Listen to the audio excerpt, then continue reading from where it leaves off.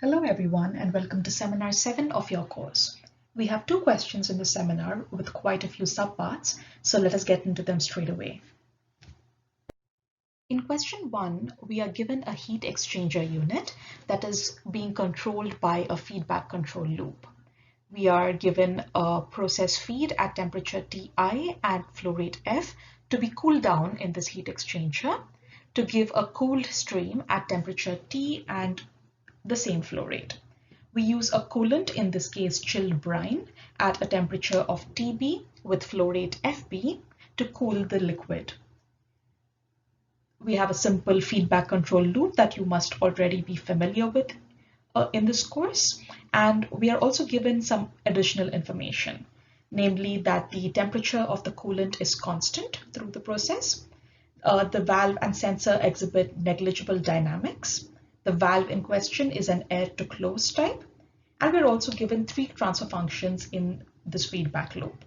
The transfer function between the outlet temperature of the process feed and the flow rate of the coolant, the transfer function between the outlet temperature and the inlet temperature of the process feed, as well as the transfer function between the flow rate of the coolant and the error between set point and the measured temperature. So let us get started with solving question 1. In the first part of question 1, we are asked to find what the controlled, manipulated, and disturbance variables are and what the scheme is.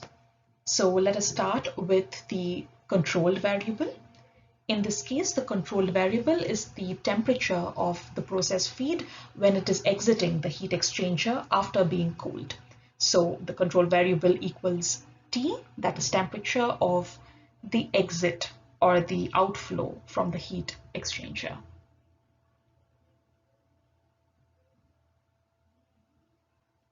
Further, we have the manipulated variable. In this case, we manipulate the input variable, that is the flow rate of the coolant or the chilled brine, in order to be able to control the temperature. And finally, we have the disturbance variable in this case, quite obviously would be the inlet temperature of the process feed, that is Ti.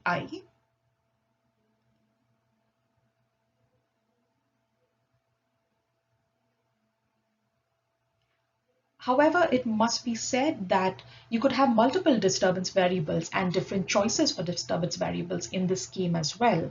So alternatively, we could choose F, or the flow rate of the process feed stream, to be a disturbance variable as well.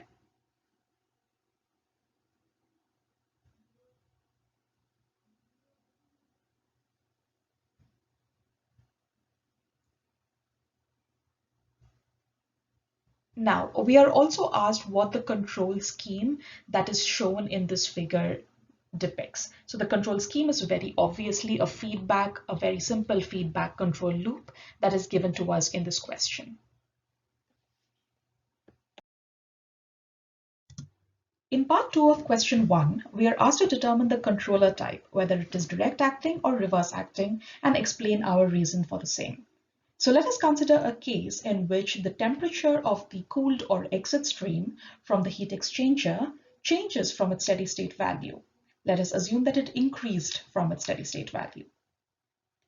Since this heat exchanger is controlled by a feedback loop, the controller will try to bring the temperature back to T star. And therefore, in order to maintain the steady state, we must increase the flow rate of the coolant in order to account for the temperature increase.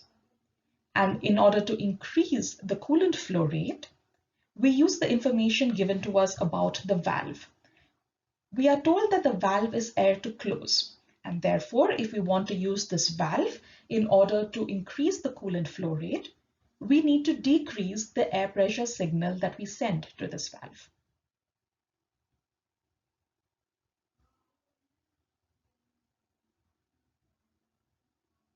And now further backtracking, if we need to decrease the air pressure signal to this valve in order to increase the coolant flow rate, that means that the controller output needs to decrease.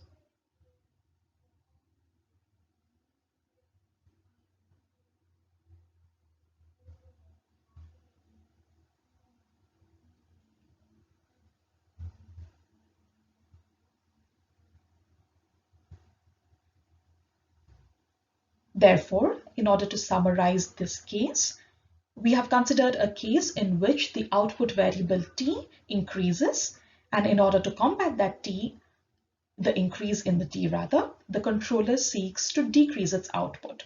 And therefore, this sort of relation shows that the controller is a reverse acting controller.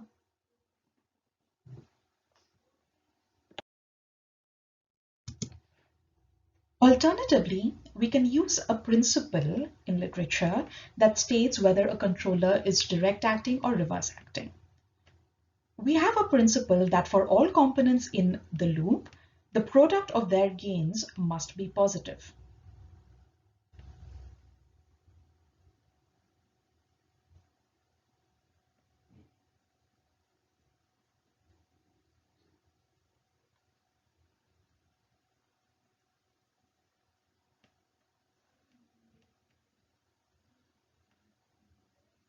This means that we have gain of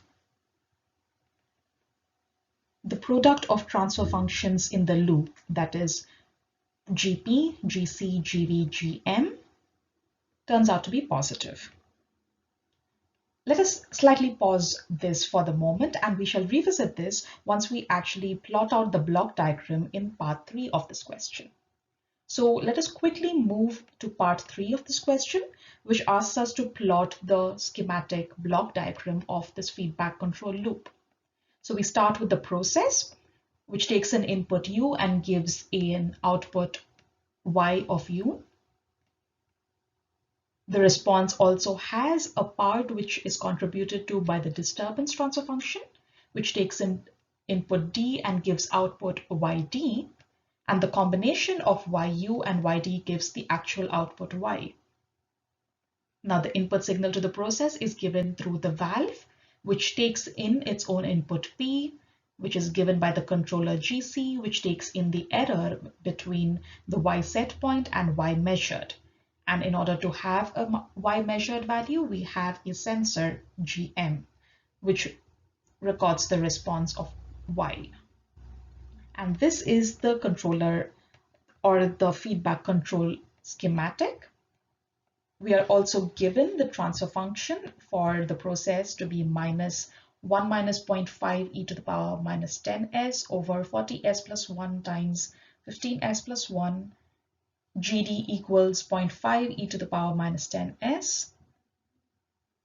We are going to consider GM equals 1 because we were told that the dynamics can be neglected, and normally for a sensor we have positive unit gain.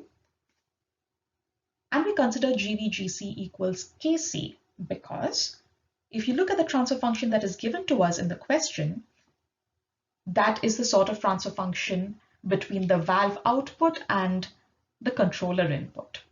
So we essentially have information of two transfer functions in one. Furthermore, we consider the valve transfer function to be -1 because it's an air to close valve, again with negligible dynamics. So when we say negligible dynamics, it essentially means there is not going to be a time constant information. So taking this information, let us go back to the previous part of the question and fill in the gain values or the signs of those gain values. We have a negative process gain. We can enter in the negative valve gain and a positive sensor gain. And that question mark there represents that we need to figure out what the value of Kc needs to be. And in order to make this whole product positive, it turns out that the controller gain needs to be positive as well. And a positive controller gain means that it is reverse acting in nature. So this is another way that you can find out whether a controller is direct acting or reverse acting in a control loop.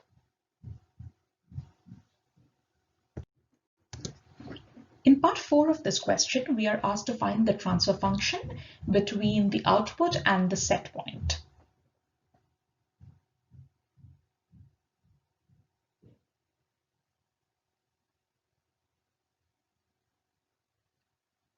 Actually, these need to be reversed. It's between the output and the set point.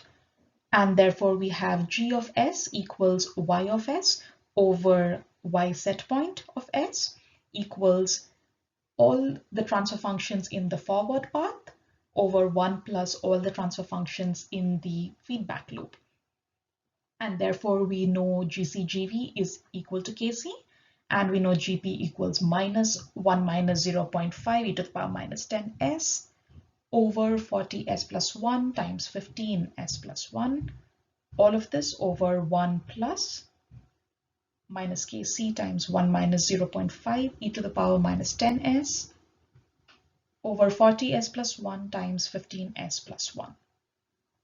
And upon simplifying this, we get minus Kc times 1 minus e to the power minus 10s. Actually, it should be 1 minus 0.5 times e to the power minus 10s over 40s plus 1 times 15s plus 1 minus Kc times 1 minus 0.5 times e to the power minus 10s. And in part 5 of the question, we are asked to find the transfer function between the output and the disturbance variable.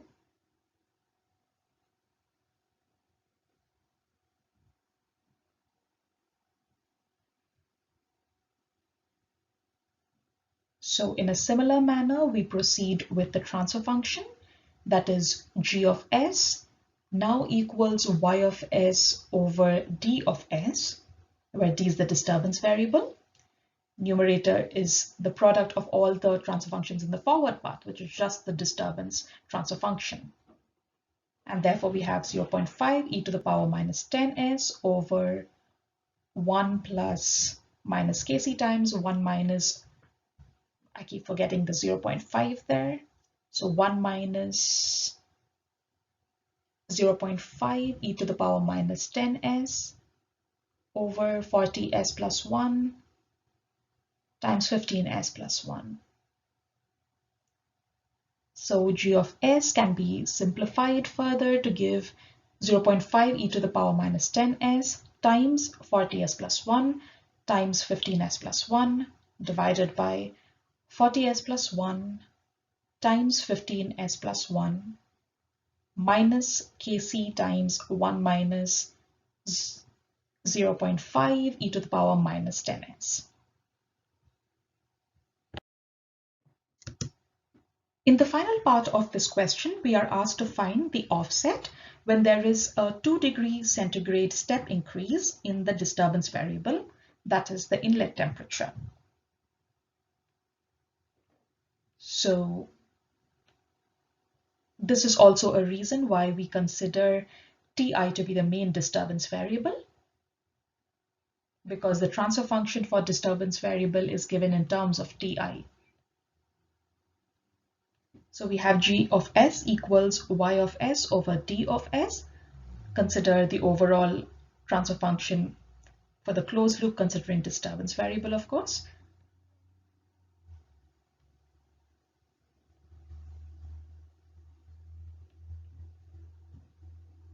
And in fact, we can just use the final expression from part 5 of this question, which is 0.5 times e to the power minus 10s times 40s plus 1 times 15s plus 1 whole divided by 40s plus 1 times 15s plus 1 minus Kc times 1 minus 0.5 e to the power minus 10s. So using this, we can get the value of temperature at infinity, of course in deviation form, as limit s tending to 0, s times Ti prime of s times g of s. And this comes from the final limit theorem, as we have seen in previous seminars. And we know that the step increase in s domain can be represented by 2 over s for a magnitude of 2. And therefore we have T prime at infinity equals limit s tending to 0, 2 times the transfer function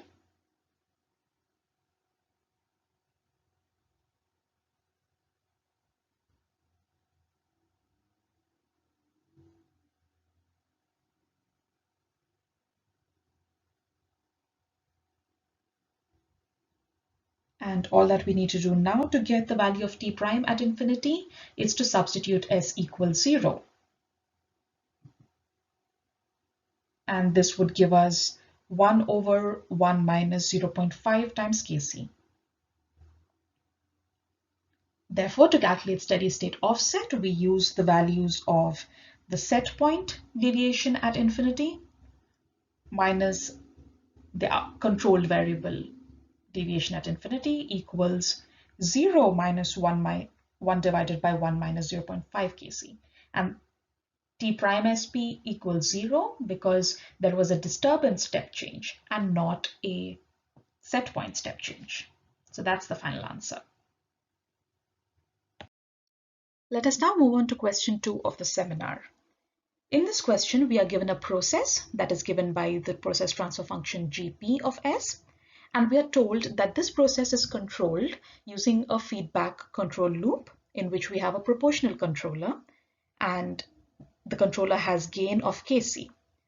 And we are told to assume that the valve and sensor transfer functions are equal to 1 respectively.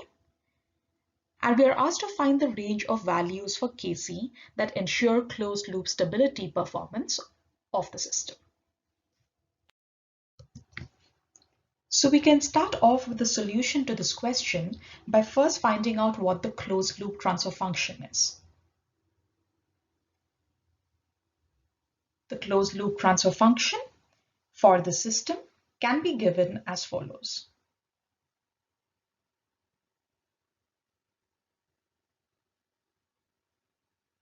We have y of s over ysp of s equals gcgv over 1 plus gcgv And we can just substitute the values of the transfer functions given to us in the question. So we substitute the value of gc equals kc because it's a proportional controller. We are given gv and gm equals 1. And we are given gp equals 4 times 1 minus 5s over 25s plus 1 times 4s plus 1 times 2s plus 1.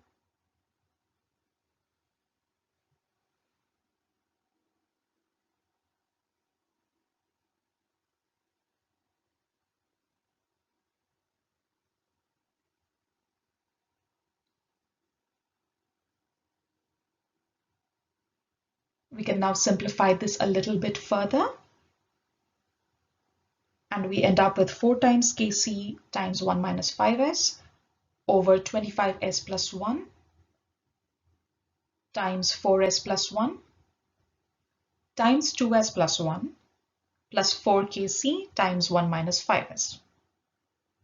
And so the characteristic equation for this system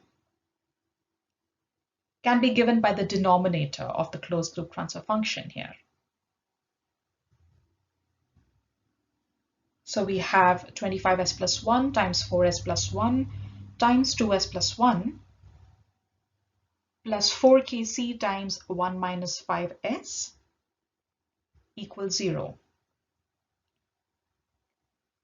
And upon expanding this, we have 200s cubed plus 158s squared plus 31 minus 20 times kc times s plus 4 kc plus 1 equals 0. And in order to find out the stability of the system, we use the root stability criterion. And this stability criterion has two parts to it. It has a necessary condition as well as a sufficient condition.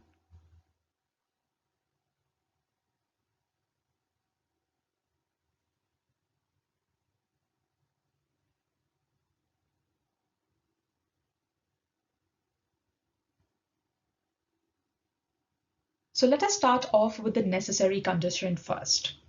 In this condition, it states that all the coefficients of the characteristic equation must be positive. So we have 31 minus 20 times kc greater than 0 and 4 times kc plus 1 also greater than 0. And from these relations, we can see that kc must be greater than negative 0.25, and Kc must also be greater than 31 by 20 or 1.55.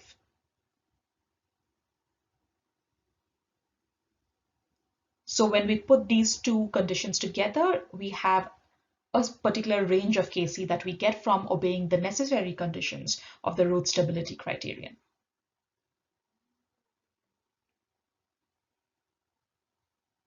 However, we must also go for the sufficient conditions for which we construct a root array. And the array is constructed using the coefficients of the characteristic equation. So we have 200, 158, 31 minus 20 times Kc,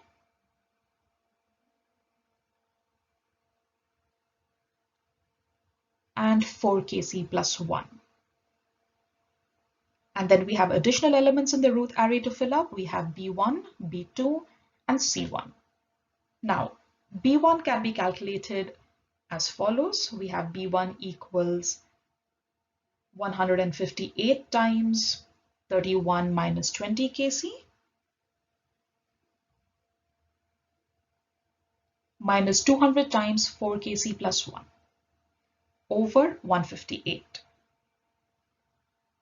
And then we have B2 equals 0. And then we finally have C1 equals B1 times 4 Kc plus 1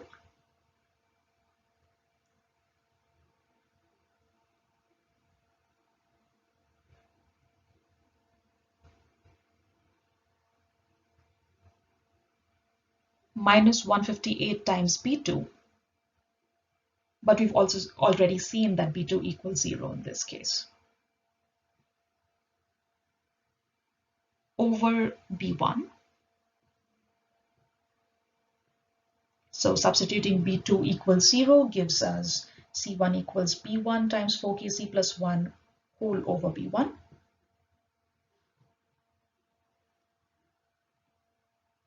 And the sufficient condition says that the first column of the root array must contain all positive elements.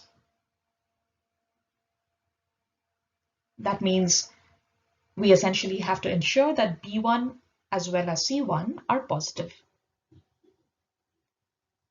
So if B1 is to be positive, we have 158 times 31 minus 20 Kc minus 200 times 4 Kc plus 1 over 158 greater than 0, and we also have B1 times 4 Kc plus 1 over B1 greater than 0, which gives us Kc greater than negative 0.25 again.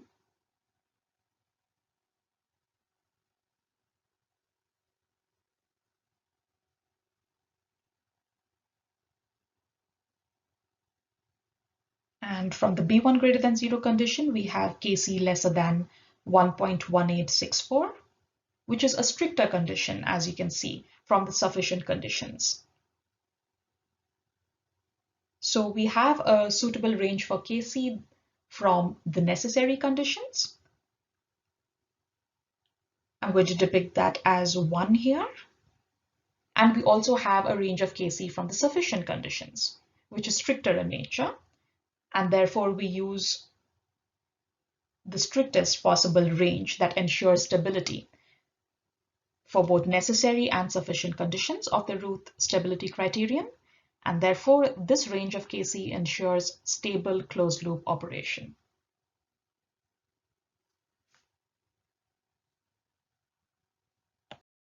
So that is all for seminar 7. Please feel free to email with any questions or request additional meetings. See you in the next seminar. Thank you.